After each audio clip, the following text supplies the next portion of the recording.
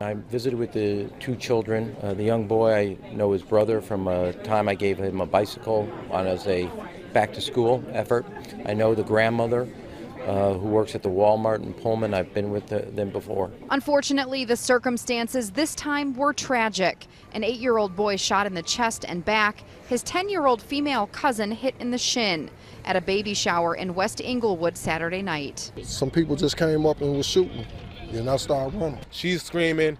People across the street are screaming. The little baby boy literally, and his mom is putting pressure on his chest from the gunshot wound that he had to his chest. Witnesses say a red Chevy Equinox drove down 64th Street near Seeley, firing into the crowd. As police arrived, they performed CPR on the 8-year-old boy. Paramedics continued life-saving efforts on the way to the hospital. Police say the boy had a collapsed lung. 4 adults were also shot. The only way we can solve this gun violence is turn in the shooters. That's just simple as that. The babies didn't have nothing to do with whatever was going on over there, just probably a gathering over there because the weather is warm. Then we got an idiot discharging a weapon, shooting multiple people. Those at the baby shower arrived at Comer Children's Hospital last night, some covered in blood. Police believe the shooting could have been retaliation related to ongoing gang violence in the neighborhood. Mayor-elect Lori Lightfoot tweeting today about the incident, saying she's heartbroken and that no parent should fear their child's safety. We must stop the epidemic of gun violence in our city. Now 2 kids' lives, even though they're unbelievably resilient, will never be the same. There is no sense of remorse by these gangbangers. There's no sense of accountability by these gangbangers. And for those families, those mothers and fathers and grandparents, that is wrong, and for our children that is wrong, who were just enjoying their childhood.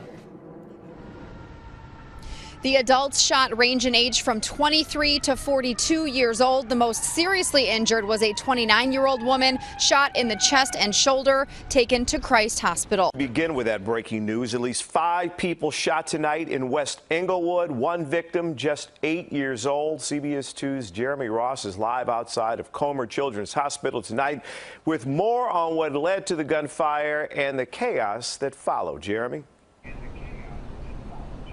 And good evening, Jim. Anxious, concerned parents pacing in and outside of the hospital area behind us. Investigators telling us they continue to look for shell casings. They also continue to look for those responsible. 3 people are shot after 5 to 6 shots were fired. Oh my gosh. And I'm scared. Danger and chaos were followed by the sirens of Chicago police at Seeley near 63rd. The sounds included parents yelling. People was crying, mom was crying. Like screaming, like, where's my baby? And they get the shooting, and I'm like, oh. Neighbor Malvin Loggers describes the gunfire. I was like, don't.